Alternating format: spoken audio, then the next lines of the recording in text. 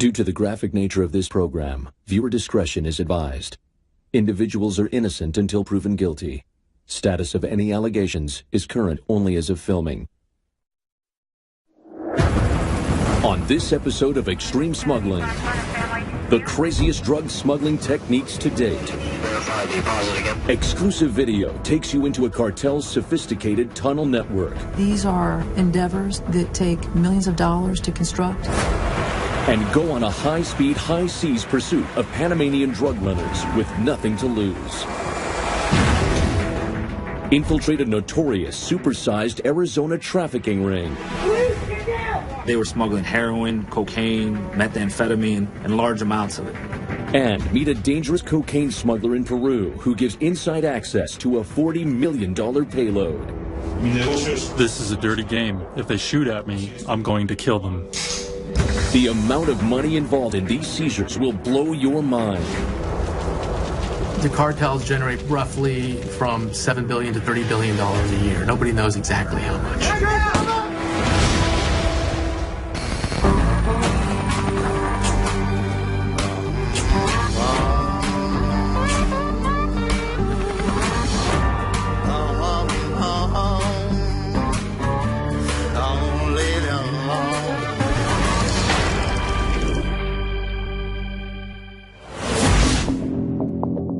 No nation in the world consumes more illegal drugs than the United States. Americans are getting high in record numbers. This insatiable demand has created powerful and violent narco empires who employ brazen, outrageous, and often deadly smuggling techniques to get their illicit cargo across our borders. They're moving tons of drugs at this moment. There's probably tons of drugs en route to different places in the United States. Billion-dollar drug cartels use every extreme smuggling method imaginable to transport their deadly cargo.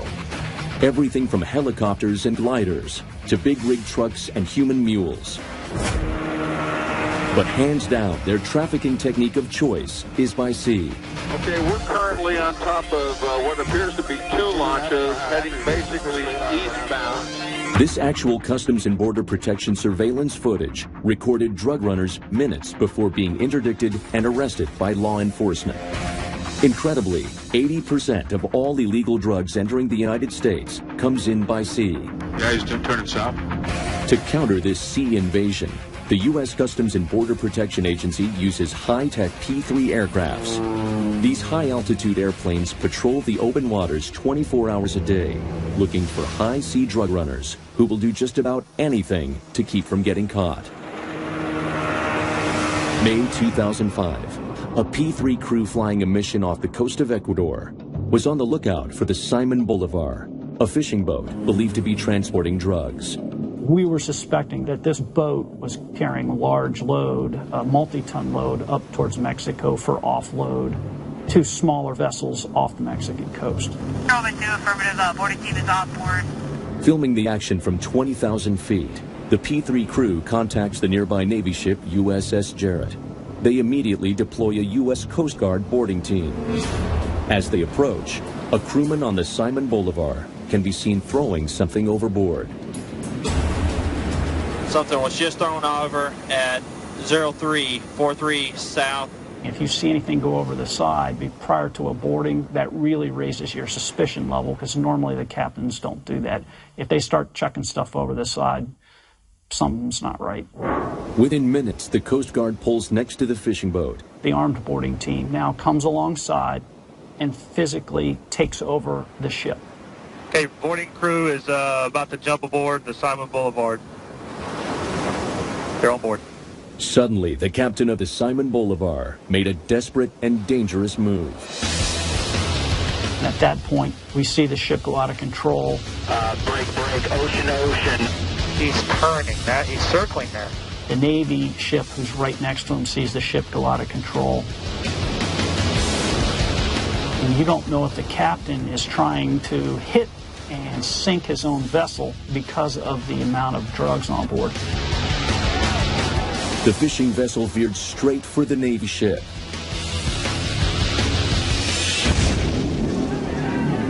The USS Jarrett and the Simon Bolivar suffered only minor damage. A search confirmed the P-3 crew's initial suspicions. The fishing boat was loaded with illegal drugs. 12 crew members were on board. 8,800 pounds of cocaine was taken off the boat. It's probably up in the $300 or $400 million range. Fishing boats can camouflage a drug load. But when it comes to outrunning the law, a favorite choice for smugglers is a fast boat. They've been used by smugglers since the days of Prohibition in the 1920s. Today, drug runners mount 4 outboard motors onto a fiberglass 50-foot boat and achieve a top speed over 100 miles per hour. Fast boats can easily outrun and outmaneuver most of the standard vessels used by law enforcement. Looks like a bunch of packages in the center hole. 2010, 100 miles off the northern coast of Panama. P-3 FLIR footage captures the literal combat ship USS Freedom's encounter with a fast boat that has all the telltale signs of smuggling. A multi-engine, running at night, lights out, at high speed. Those are things that we use to identify it as a suspect vessel. The Navy vessel Freedom attempts to intercept the suspicious fast boat. You have to remember, out in the middle of the ocean at night is pitch black dark. We got in a little bit lower and closer. It looked what appeared to be contraband loaded up in the front of the boat. Yeah, the whole center forward looks like packages, barrels. We're not really sure. Suddenly, the fast boat made a run for it. The Navy littoral combat ship immediately launched an RHIB, a rigid-hulled inflatable boat carrying a heavily armed arrest team. These lightweight, high-performance Navy chase boats travel at speeds up to 80 miles per hour. As the Navy RHIB closed in on the fast boat, the desperate smugglers took decisive action against the pursuing naval vessel. This is 106. 106 is taking this target right here. Okay. The go fast becomes evasive and turns hard. Get close. He's got him. He's got him. And rams the rib and takes out his engines.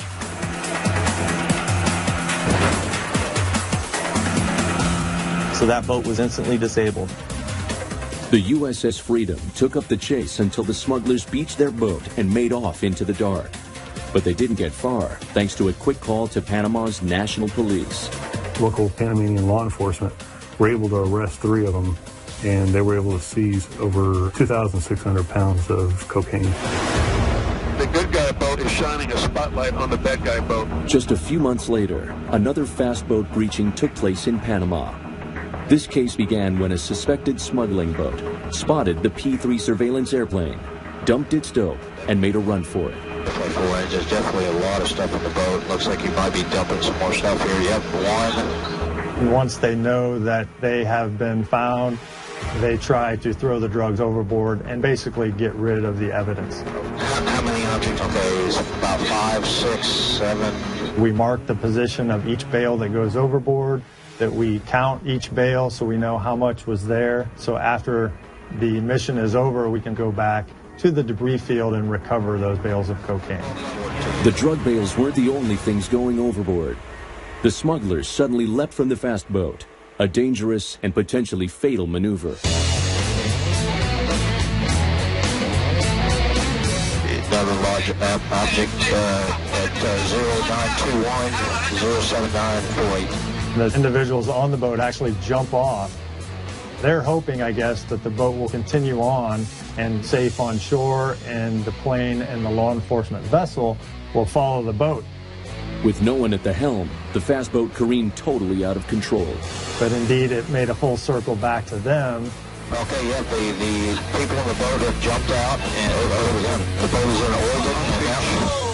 And eventually launched itself up on the beach line, and you can see as it goes into the village. It beached itself. We'll give you position. The fast boat and remaining drugs came to a crashing halt in the center of the village.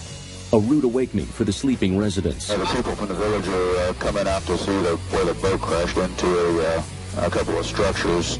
The U.S. Navy later recovered 89 bales of cocaine, worth $362.4 million, along with 3 waterlogged suspects. The boat can come in and get the bundles before someone else gets them. Next on Extreme Smuggling. billion-dollar drug cartels take their operations underground. Be careful down there, Bob. And create elaborate, high-tech narco tunnels beneath the U.S.-Mexico border.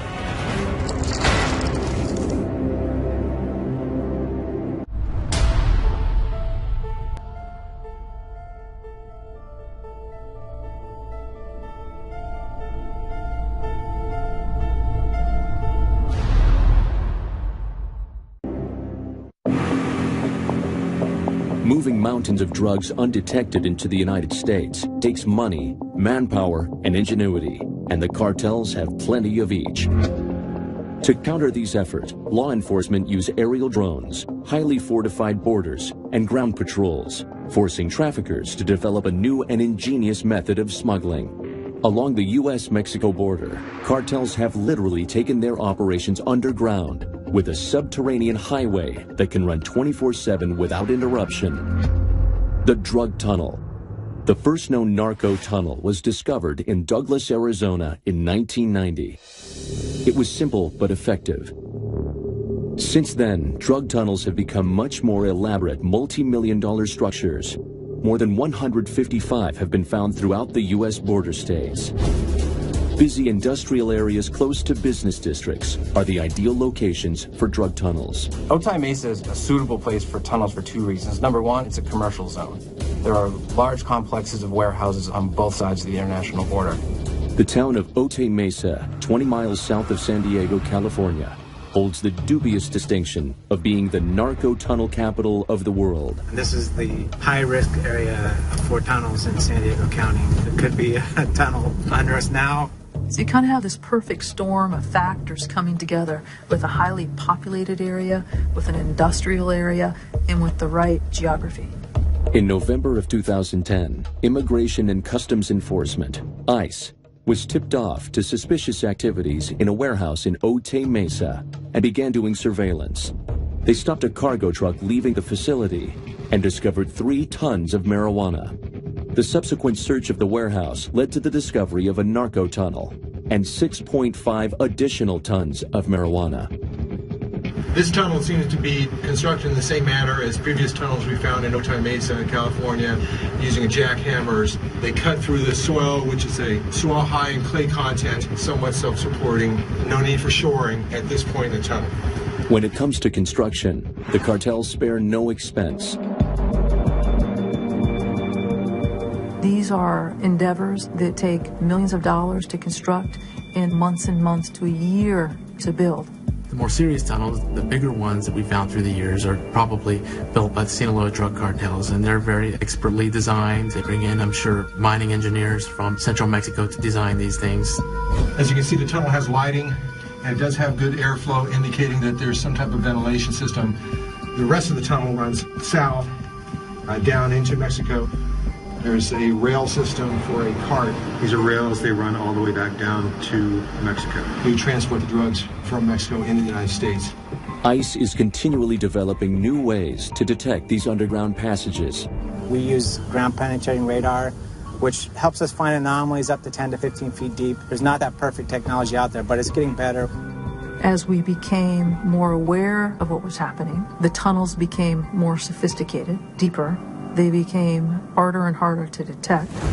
Nearly 1 year later, on November 15, 2011, acting on a tip, ICE agents raided another Otay Mesa warehouse and uncovered a secret drug tunnel 400 yards long and equipped with electricity and a ventilation system.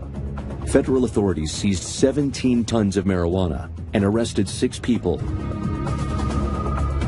2 weeks later, federal authorities acting on an inside tip made an even bigger discovery, just 2.5 miles east of this tunnel.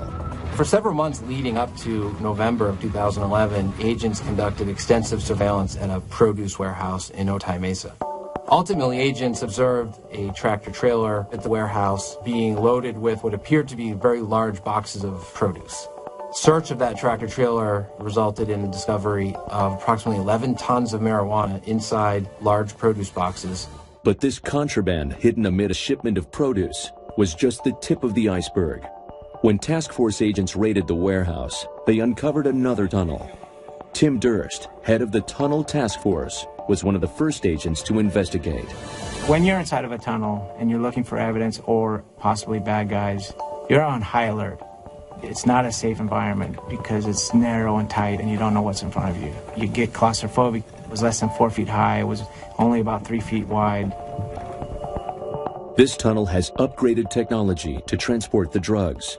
I would say they put a couple $1 million at least into this tunnel because they had a hydraulic elevator on the south side, the entrance part of the tunnel. Going into the United States, it had an elaborate rail system with an electric cart that they could drive up and down the tunnel.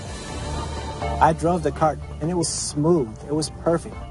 The significance of this rail system is that they could move between 500 and 1,000 pounds of marijuana in as little as 2 to 3 minutes from Mexico into the United States.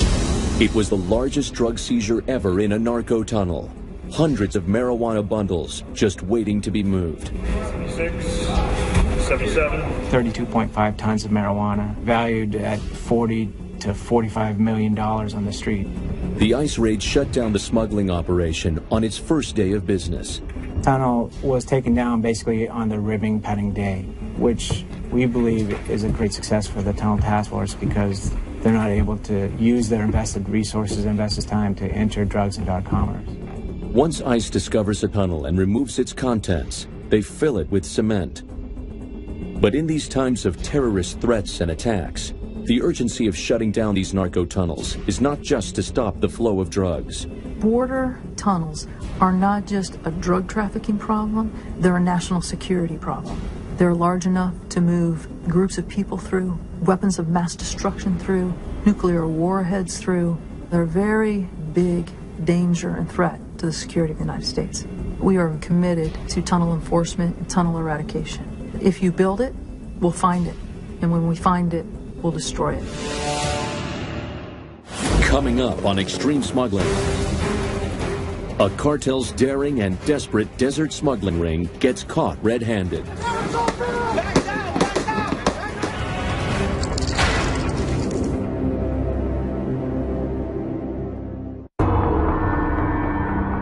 Secret underground tunnels are just one radical way billion-dollar drug cartels smuggle their deadly cargo into the U.S.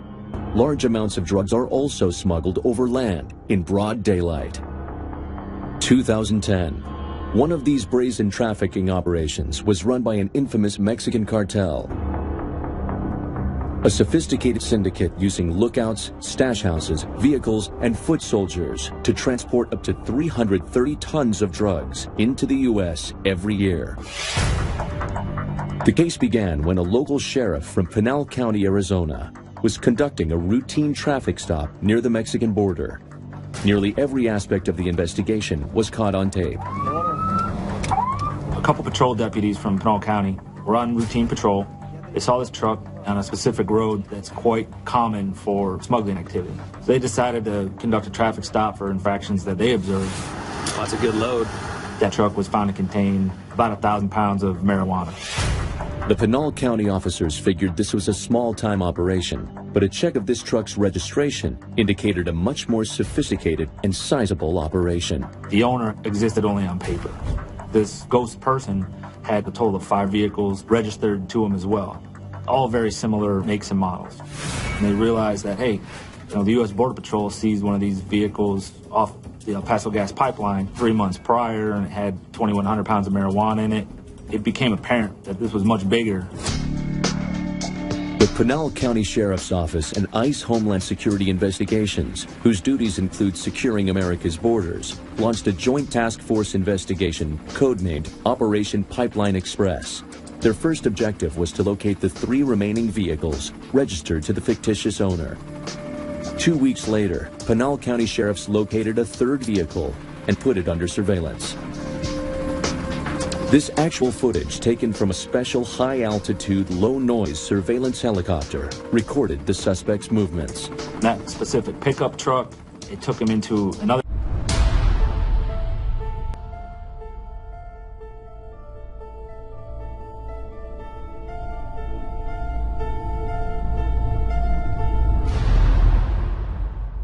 area in Arizona where some agents observed a transfer of bundles. The task force held off making any further arrests so as not to alert the smuggling crew. Instead, they put all their resources into aerial surveillance. Our guys teamed up with Customs and Border Protection, Air and Marine, and they basically flew that entire area. Where those vehicles were encountered gave our guys an idea of the smuggling route that this organization would exploit. The smugglers' route began in a rugged and remote section of the Mexican border and ran northeast along an isolated dirt road built on top of the El Paso natural gas pipeline, a more direct route to move drugs into Pinal County and then onto the main distribution hub, Phoenix, Arizona. They were able to identify vehicles were coming out of the desert loaded with 2,000 pounds of marijuana. And in short notice, they basically figured out, hey, this isn't just a mom and pop type operation. It's organized, well-funded. Investigators identified and tracked 4 smuggling crews. They would take normally full-size trucks or SUVs. They would strip all the seats out. They would take that vehicle to usually within between 5 to 10 miles north of the U.S.-Mexican border. Much of the Arizona-Mexico border is heavily fortified, but this spot is so remote and mountainous, it's a difficult area to enforce and is only secured by chain-link fences. This is where the smugglers cross. Groups of guys from Mexico with makeshift backpacks of marijuana, usually around 40, 50 pounds apiece. Drop their dope into the vehicle, boom, and they're mobile. They'd come out of the brush, they'd hit the pipeline, and off they would go. These pickup trucks would deliver their drugs to stash houses, a safe location where drugs can be repackaged before hitting the streets. Continued surveillance helped Homeland Security investigations document the main smugglers. And in a month and a half, they were able to identify a number of people. Criminal background checks of these smugglers revealed a connection to the mastermind behind the multifaceted operation, the notorious and powerful Sinaloa cartel, led by Joaquin El Chapo Guzman, wanted by the U.S. government for more than 15 years. Not just marijuana, but they were smuggling heroin, cocaine, methamphetamine, and large amounts of it. Once we knew, now it was, okay, what's the end game? To decimate their infrastructure, their finances, their vehicles, and find them, put them in jail, make the evidence, make the case stick. To take down the entire operation, the task force needed to covertly build cases against everyone from the drivers and stash house guards to couriers and ultimately the cartel mastermind El Chapo. After 17 months of near non-stop surveillance, the task force had gathered hundreds of hours of indisputable video evidence, from pickups at the border to stash house deliveries and redistribution runs. It was time to shut down El Chapo's drug smuggling operation. These are all known cartel members, all part of the same cartel that we've been dealing with for years. The plan called for agents to serve 44 warrants simultaneously at locations spread out across Arizona.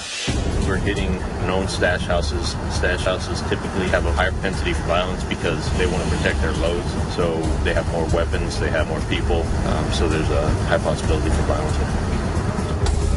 This lightning strike raid would require split-second timing and absolute secrecy. All it takes is that one guy hitting a send on that cell phone, and then it alerts 20 other guys, and now we're chasing fugitives for the next 10 years. We didn't want that.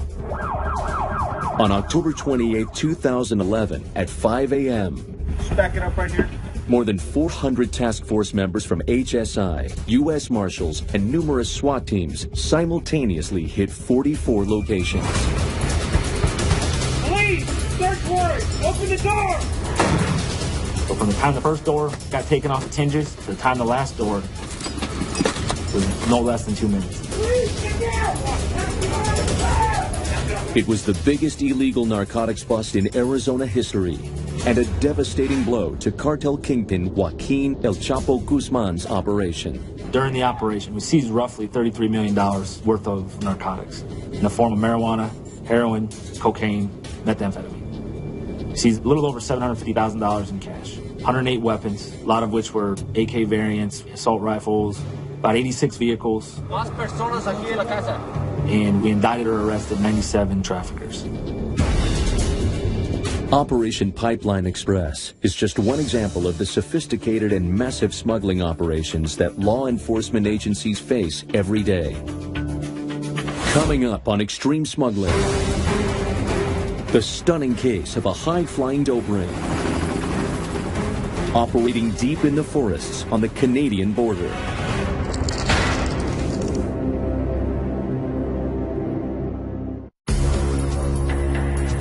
Most illegal drugs flooding into the U.S. enter through the southern border states. Billions of dollars in law enforcement resources and manpower have been deployed to fight this dangerous threat head-on. But in the north, much of the 4,000-mile U.S.-Canadian border is open and unguarded. With only an occasional border crossing, this wide expanse of wilderness is a perfect cover for traffickers transporting millions of pounds of a potent hybrid variety of marijuana known as BC Bud. In 2007, authorities uncovered an elaborate, highly organized, and extreme trafficking ring operating in the dense Canadian forests just north of the U.S. border. It all began at the Blaine-Washington border crossing, when a routine check of a traveler's passport revealed that he was on a watch list of suspected traffickers. Customs and Border Protection officers inspected his car but didn't find any dope. However, they did discover some high-tech equipment. In his vehicle, he had a satellite telephone and a map of the Okanagan National Forest. Agents released the suspect, and ICE Homeland Security Investigations, or HSI, secretly followed him. 3 hours later, he stopped his car in a remote wooded area and hiked to a nearby clearing. It was a wide spot in a forest road. A perfect place for a helicopter landing. After the suspect left the area, HSI set up a surveillance camera equipped with a motion detector. If anything moved, the camera would automatically start recording video. So we received a lot of footage of just regular people up there camping, hiking through, and we would go through days and days, hours and hours of footage seeing that. It was very discouraging. Then, after 8 weeks, their patience paid off. This actual HSI recording shows a helicopter offloading several large duffel bags.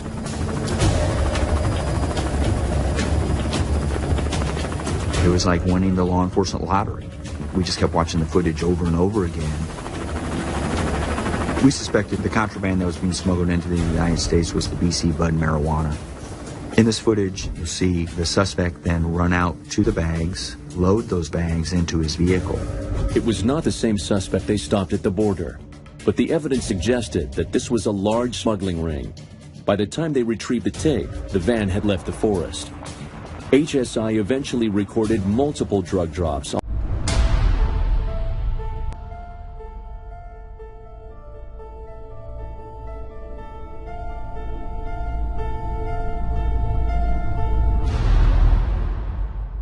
on tape, and were able to piece together the scope of the smuggling operation.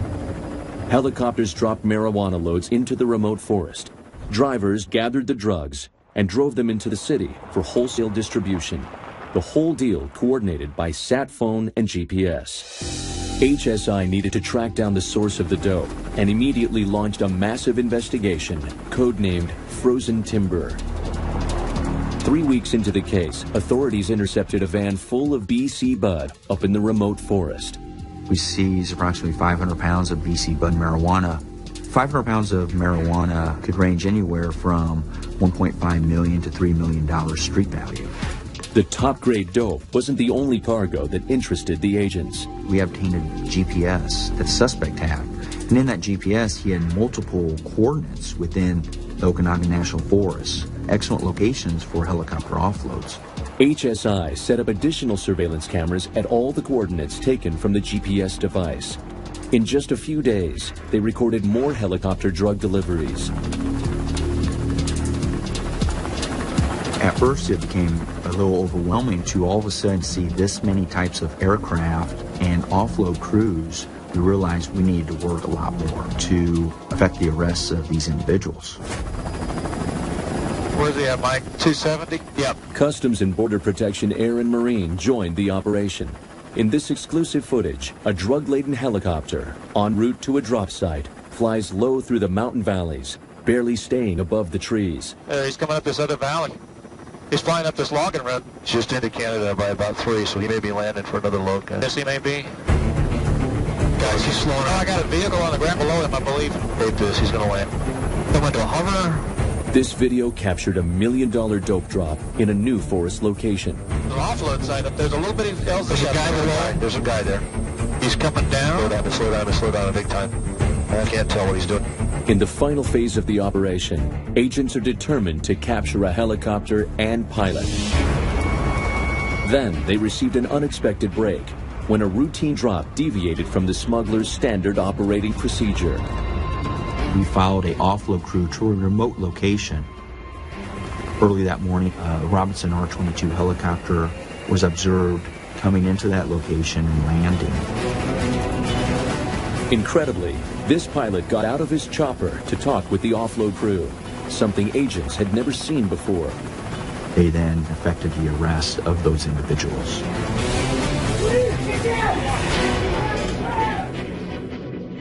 The pilots were independent contractors, flying loads for multiple criminal organizations, including a notorious Canadian drug smuggling ring called the United Nations Gang, a criminal gang active in the Vancouver, British Columbia area.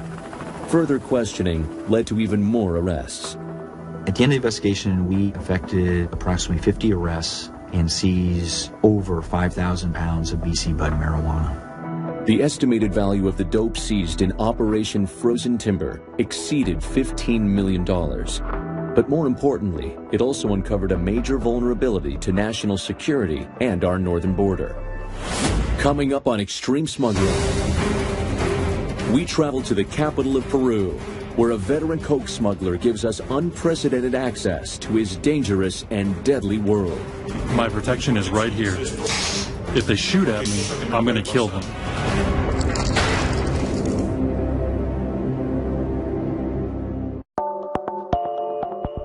Americans shoot, snort, and smoke more cocaine than any other nationality in the world. More than half of the 600 tons of cocaine trafficked globally each year ends up in the U.S. More than a third of this contraband is produced by the impoverished South American country of Peru. In Peru, most of the cocaine that is smuggled to the U.S. starts out in secret processing labs hidden deep in the jungles. Here, coca plants are boiled down into a paste, which is dried and turned into powder. It is then packed and shipped along the battered roads from Tingo Maria to Peru's capital city, Lima. It's here where a smuggler we'll call Raul granted our cameras exclusive inside access to his risky business. We recorded the tense moments as Raul waits for a $2 million coke shipment to arrive. You should be here exactly at 2 p.m., right? Yeah. Mercadería que está viniendo de la selva.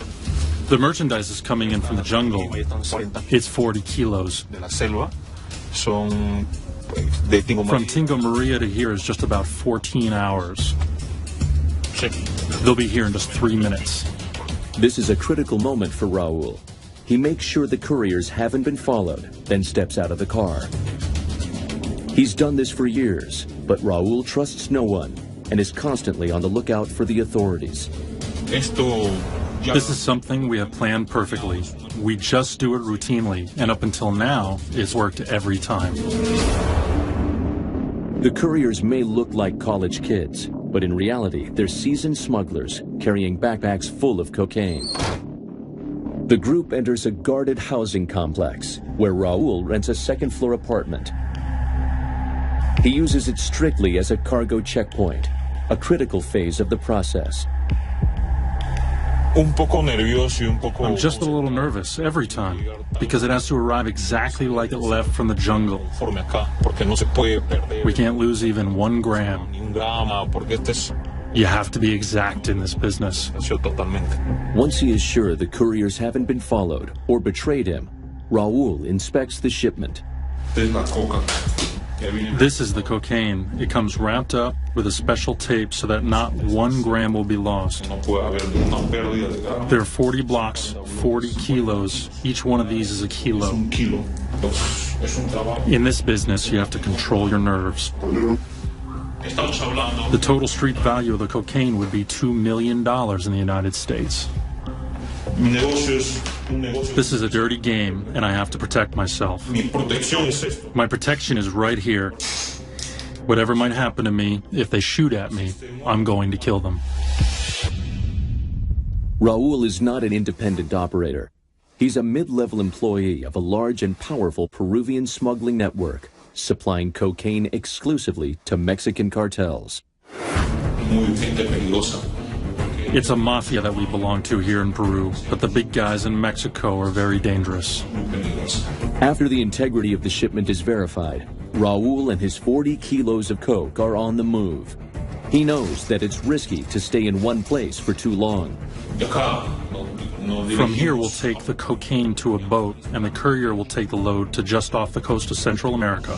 And just as it is here is exactly how it has to arrive there. The cocaine will be given to a Mexican cartel, and from there smuggled to the United States.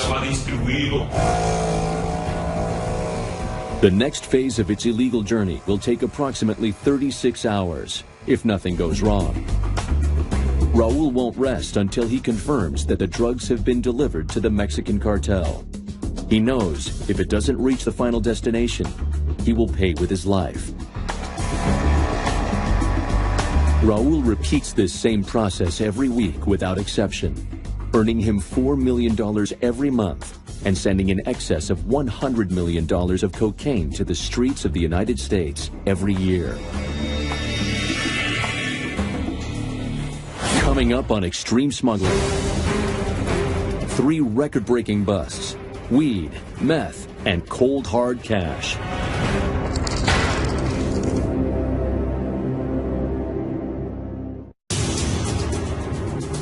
In the world of illegal drug smuggling, bigger is always better. Giant payloads bring in enormous profits, and narco cartels are constantly creating new and extreme ways to smuggle.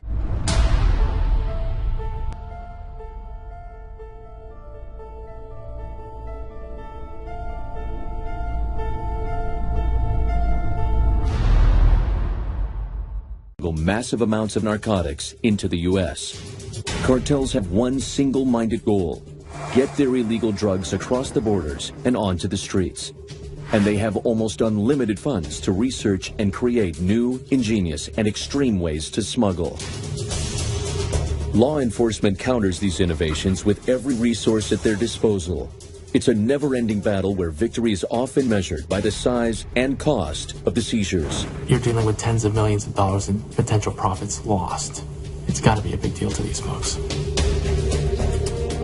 Not surprisingly, Mexico is the extreme smuggling capital of the drug world.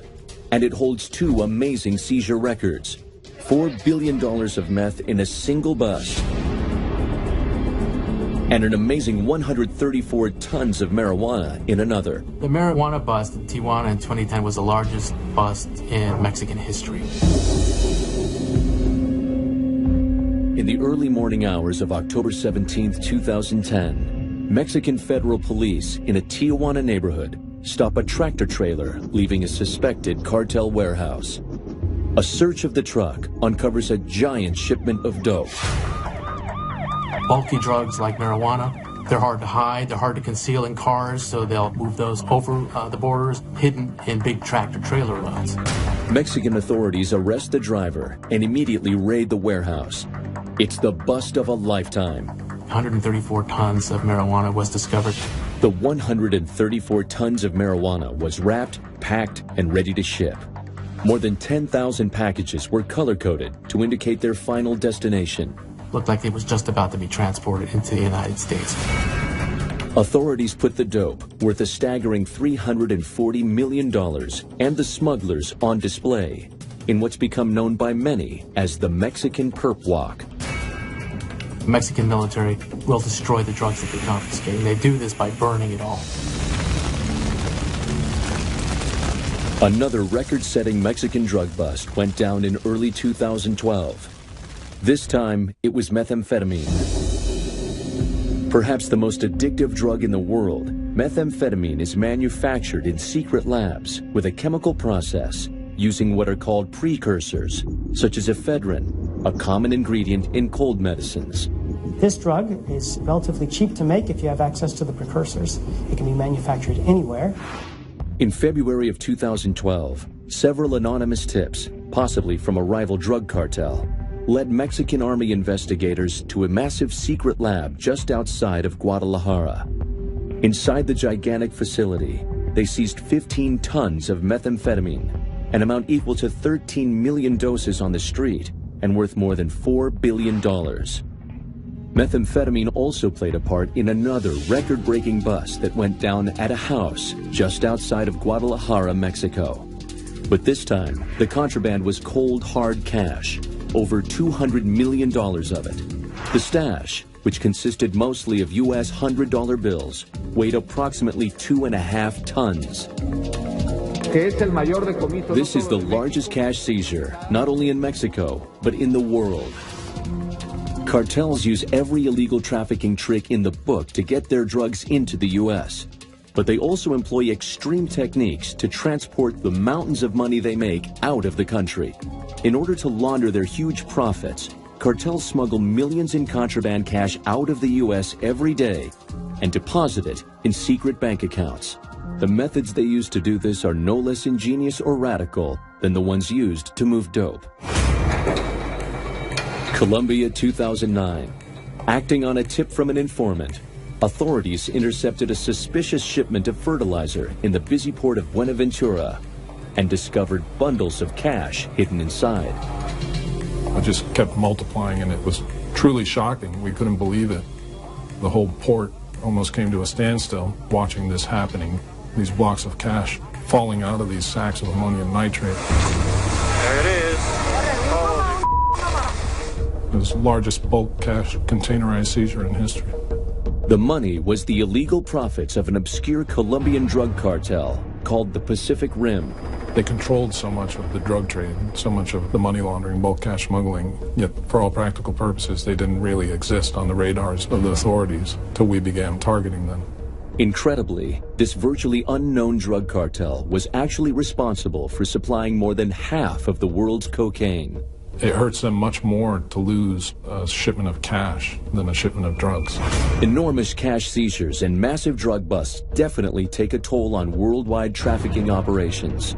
But the cash-rich cartels are relentless in their determination to bring illegal narcotics across the borders.